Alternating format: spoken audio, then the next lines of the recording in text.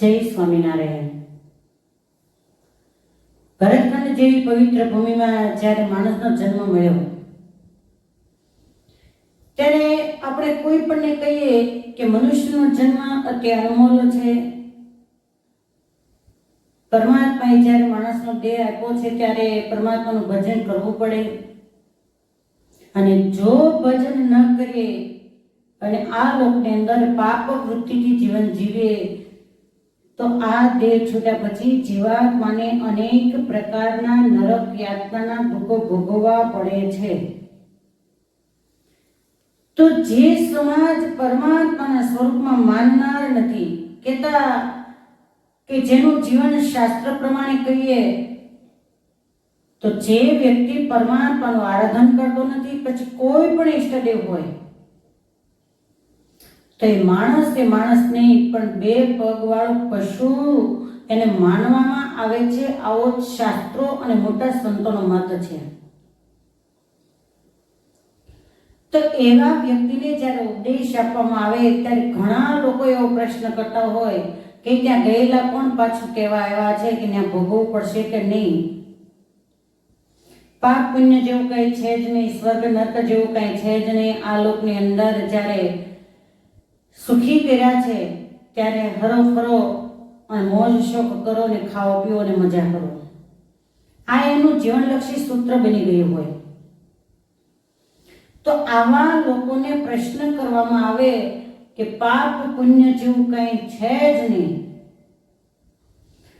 તો આ પૃથ્વીના પેટાળ ઉપર કેટલાય લોકો જીવન જીવે છે, અબજોની સંખ્યામાં એમ માનો તો 1 કરોડપતિ હશે, 1 લાખોપતિ હશે, 1 અબજોપતિ હશે, એક ગણી ન શકાય એટલા રૂપિયા વાળો હશે. અને એની સામે એક વ્યક્તિ એવો પણ હશે કે જેના ઘરે જમવાના ફાફા હોય, સાસા પડતા હોય અનાજના, ટકનું લાવીને ટકનું ખાવાનું પણ ઘરની અંદર પૂરું પડતું ન હોય. અને બીજી ક્યાંય આપણે નજર સામે જોતા હોઈએ છીએ કે કેટલાય બિચારા ગરીબ લોકો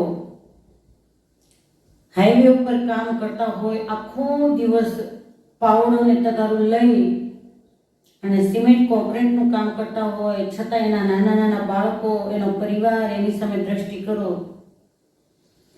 તો શાકની તો વાત ક્યાં રહી, પણ સૂકા રોટલાઓ, છાશ હોય તો હોય, નહીતર પાણીના ઘૂંટડાની સાથે ઉતારતા હોય. એના બાળકોને બિસ્કિટ ક્યાંથી મળે.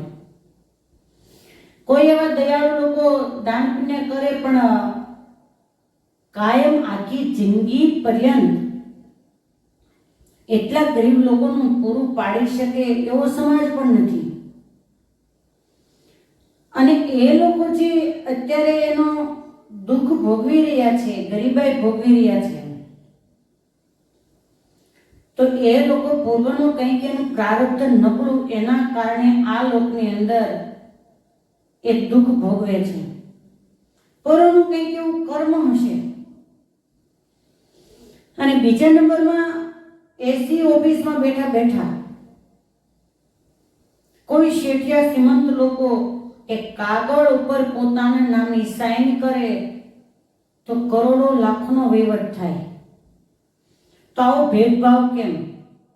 જો પાપ પુણ્ય જેવું કંઈ છે જ નહીં તો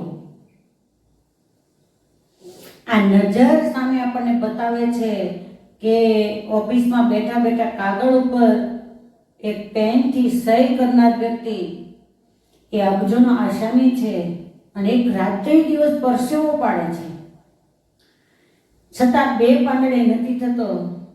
એ નજર સામે જ પાપ છે.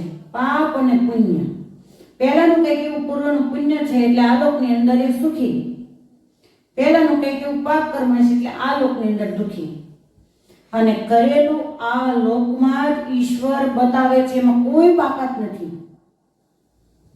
કોઈ વ્યક્તિ ત્યાગી, ગૃહી, સંન્યાસી, સંસારી કોઈ પણ એમાંથી બચી શકે એમ નથી. તમામ વ્યક્તિને અંત સમયે ઈશ્વર પોતાના કરેલા સારા અને નરસા કર્મ એ નજરની સામે દેખાડે જ છે, પરંતુ ત્યારે પોઝિશન એ હોય, પરિસ્થિતિ એ હોય, નજર સામે દેખાતો હોવા છતાં એ કોઈને કહી નહીં શકે. ઘણી વાર તમે જોજો કે કોઈ વ્યક્તિના છેલ્લા શ્વાસો એ ગણાતા હોય ત્યાં તમે જાઓ તો એની આંખો ટક સામેની વ્યક્તિઓની સામે જોયા કરશે.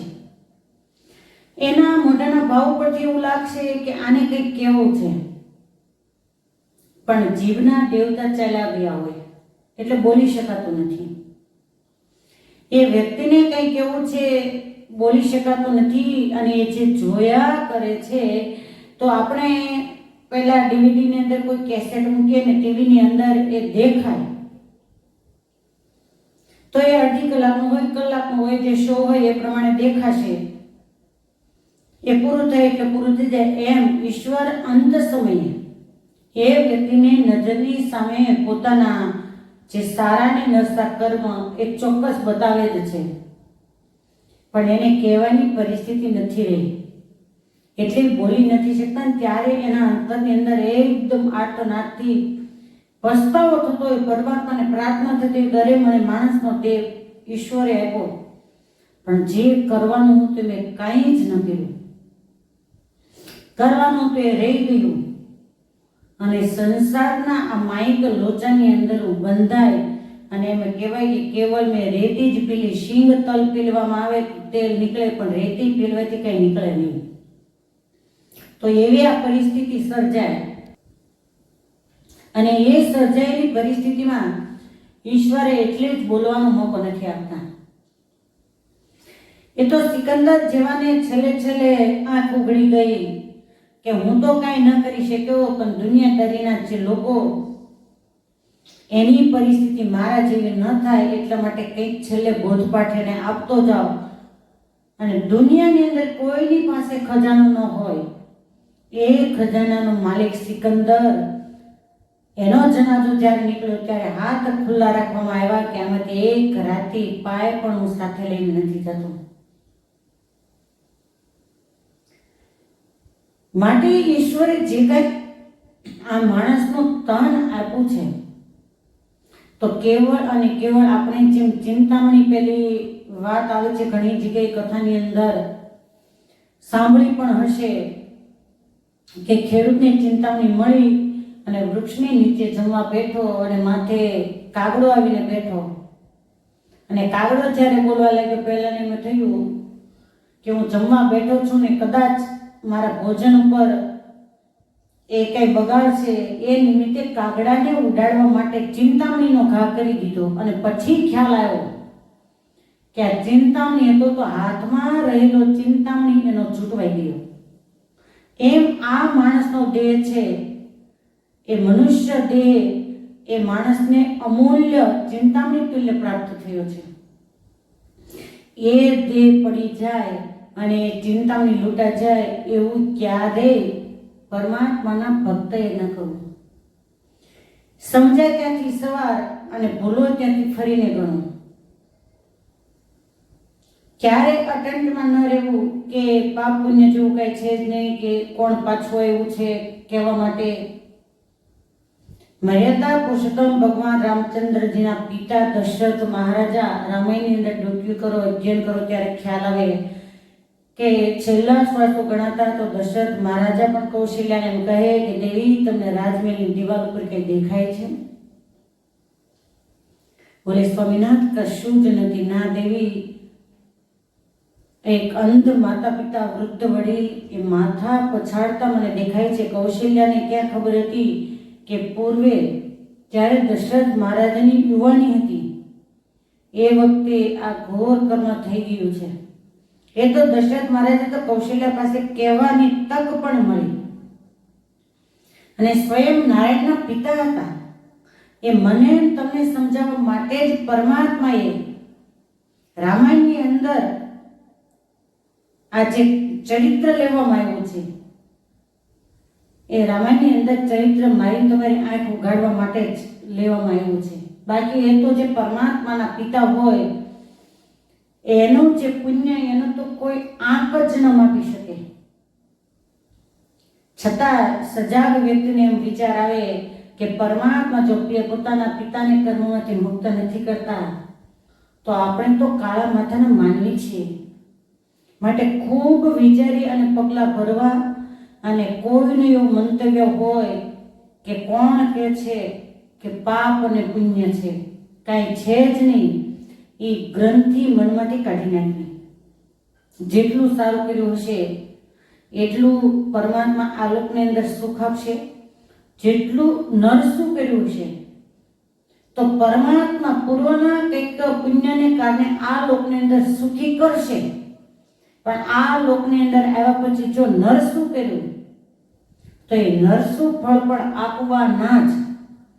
એટલે ગુણાતીતાનંદ સ્વામી એવું કહે કે પરમાત્માના ધામમાં ગયા પછી ભોં ખોતરવાના વારા ન આવે, કહેતા કે નીચું જોવાનો વારો ન આવે, એવું પુણ્ય કમાય, એવું ભજન કરી અને પરમાત્માના અવિનાશી ધામના સુખને પામી જવું.